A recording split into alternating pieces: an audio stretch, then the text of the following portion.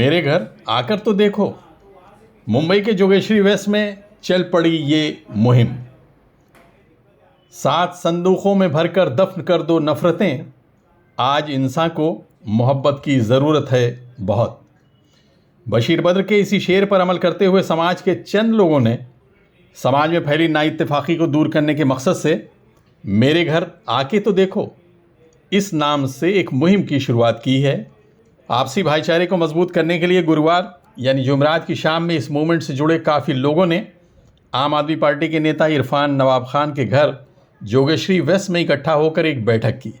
इस बैठक में राजनीति, समाज सेवा, कला, गैर सरकारी संस्था और पत्रकारिता के क्षेत्र से जुड़ी कई बड़ी हस्तियां मौजूद थीं। यहाँ मौजूद सभी लोगों ने देश में आपसी सौहार्द के बिगड़ रहे ताने बाने पर चिंता जताते हुए देश की गंगा जमनी और साझा संस्कृति को समाज के सभी लोगों तक पहुंचाने की बात की। दरअसल ये एक कॉन्सेप्ट रत्ना पाठक जी ने शुरू किया। वैसे ये हैदराबाद के किसी ऑर्गेनाइजेशन ने इसकी शुरुआत की थी और जितना हेट प्रोपेगेंडा और पोलराइजेशन मतलब इतना ध्रुवीकरण हो रहा है समाज के अंदर, तो उसी को ख़त्म करने का एक पहल है जो हम कम्युनिटी लेवल पे कर रहे हैं, जहाँ सारे हमारे लोग जो अलग अलग धार्मिक समुदाय से हैं वो एक दूसरे के घर विज़िट करते हैं, चर्चा करते हैं और कोशिश करते हैं कि हमारे देश की जो साझी संस्कृति है उसको बरकरार रखा जाए। ये जो कॉन्सेप्ट है आज का कि मेरे घर आके देखो, ये मुझे बहुत अच्छा लगा। मेरे घर आके देखो, इसमें जो एक अपनापन है, एक मोहब्बत है, एक भाईचारा है, अब कोई नहीं कहता। इस कॉन्सेप्ट के साथ एक दूसरे से मिलना मिलाना, साथ ही साथ देश के समाज के हालात के बारे में, धर्म के बारे में, ज़ात के बारे में और अलग अलग लोगों में जो आजकल डिफरेंसेस आ रहे हैं, विरोध आ रहे हैं, मैं और तू की भावना आ रही है, उसको ख़त्म करके एक साथ लाने की जो कोशिश है वो उसी तरह से है जैसे हमारी हिंदुस्तान की गंगा जमुनी तहसील। क्या ये आज की ज़रूरत है? आज इस तरह का मतलब डिवाइड हो चुका, लोगों में इतनी बड़ी खाई आ चुकी है कि उसको खाई को पाटने की ज़रूरत हमको, हमारे जैसे लोगों को है। तो हम एक पहली मतलब शुरुआत की, हम लोग ने पहला कदम ये किया है। तो इसमें लोग हम मिलेंगे, एक दूसरे से जान पहचान होगी, एक दूसरे को समझने की कोशिश करेंगे, तो शायद हमारी कोशिश कामयाब होगी। और जो हिंदुस्तान जो गंगा जमुनी तहजीब की बात होती है, भाईचारे की, आपस में एकता की बात होती है, सबसे पहले तो ये सब दूरियां जब ख़त्म हो जाएगी तो हम लोग एक भारत भी एक सुपर पावर बनने की जो बात की जा रही है ना, तो सुपर पावर बनने के लिए हमको एक होना बहुत ज़रूरी है। हम एक होंगे, पोटेंशियल तो काफ़ी है हमारे में, और हम इस कंसेप्ट को और आगे बढ़ाएंगे और भी लोगों को जोड़ेंगे। ये टाइम तो इरफान भाई के उधर आए थे हम लोग, तो it was not only the get together, like we have to know each other. It's not only religion because we have come from different communities. It's just एक ही जो होता है, इट्स जस्ट और gathering that gives power to everybody.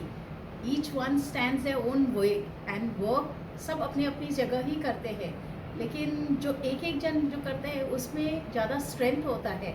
तो अपन इसके लिए यहाँ पर आए हैं कि मेरे घर आके देखो, is there is unity, unity is strength. This is all I can. क्योंकि मैं कई सालों से इस सोशल फील्ड में काम करता हूँ, जो कुछ अभी तक नहीं देखा वो अभी देखना पड़ता है, क्योंकि अपना पूरा देश, पूरा समाज, महाराष्ट्र हो या अलग अलग स्टेट हो, तो धर्म, जाति, पंथ, आर्थिक स्तर पे अलग अलग हो रहे हैं, एक दूसरे के साथ झगड़ा हो रहे हैं। अभी हम लोग तो मणिपुर की घटनाएं जो देख रहे हैं कि 2 जाति में झगड़ा हुआ है। अभी महाराष्ट्र में भी ऐसा है, ओबीसी और मराठा, ऐसा कभी झगड़ा हो नहीं सकता, ऐसे नहीं हो सकते, कभी भी हो सकता है। तो इसमें इसके लिए हम एक दूसरों को जान ले, एक दूसरे से भाईचारा बढ़ाए, ये बहुत ज़रूरी है। क्योंकि ये देश जो है वो देश आगे चलना होगा, देश की अखंडता रहनी होगी, तो ये भाईचारा और ये जो ऐसी संकल्पना जो है, जो संकल्पना आगे उसको आगे बढ़ावा मिलना चाहिए, ये मेरी राय है। आप देखेंगे तो पिछले 75 साल में इस देश में भाईचारा बना हुआ था, क्योंकि जो सरकारें थी वो सेक्युलरिज्म, निधर्मी, लोकशाहीवादी थी और उनके विकास कार्यक्रम की वजह से वो सत्ता में आते थे, लोग उनको मतदान देते थे। पिछले 10 साल में मुझे जो दिख रहा है कि सत्ता में आने के लिए लोगों में झगड़ा करना, ये सत्ताधारी पक्ष का पॉलिसी बन गया है।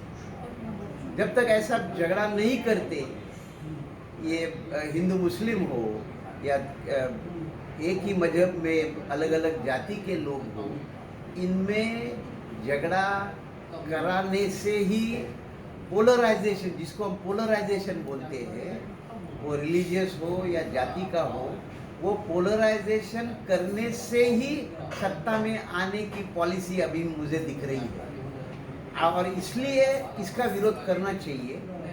और मेरे ख्याल से वो हो रहा है कि पिछले 1 साल में आप देखोगे तो लोग समझ गए हैं कि हमें झगड़ा करके ही कुछ लोग सत्ता में आ रहे हैं, तो इसका विरोध अभी आम जनता में हो रहा है। आप अगर पिछले 2-3 राज्यों के निर्णय भी देखेंगे, निकाल भी देखेंगे, तो उसमें आपको ये दिखेगा कि लोग ये बंटवारा करने की राजनीति का पराजय कैसे हो जाए, डिफीट कैसे हो जाए, ये अभी शुरू हो रहा है। और अगले जो 2024 की जो सार्वत्रिक ये चुनाव है, उसमें ये होना चाहिए।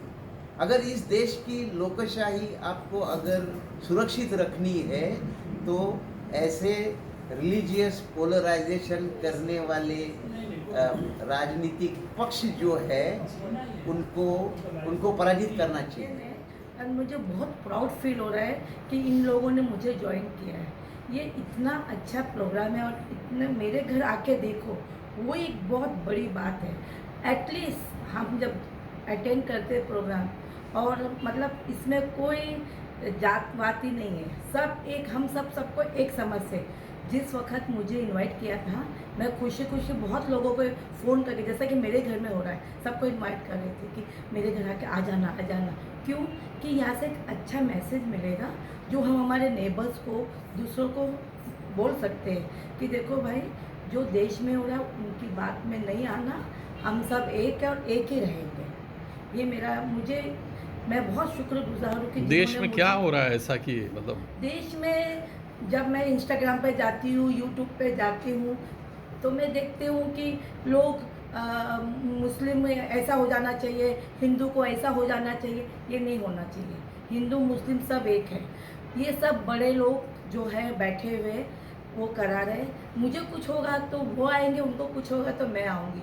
तो क्यों नफरत फैला रहे हैं?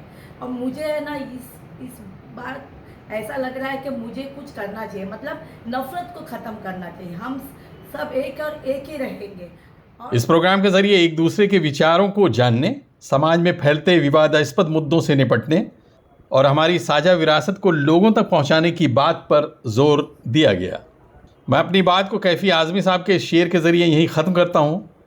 मेरी दुनिया में न पूरब है न पश्चिम कोई, सारे इंसान सिमट आए खुली बाहों में।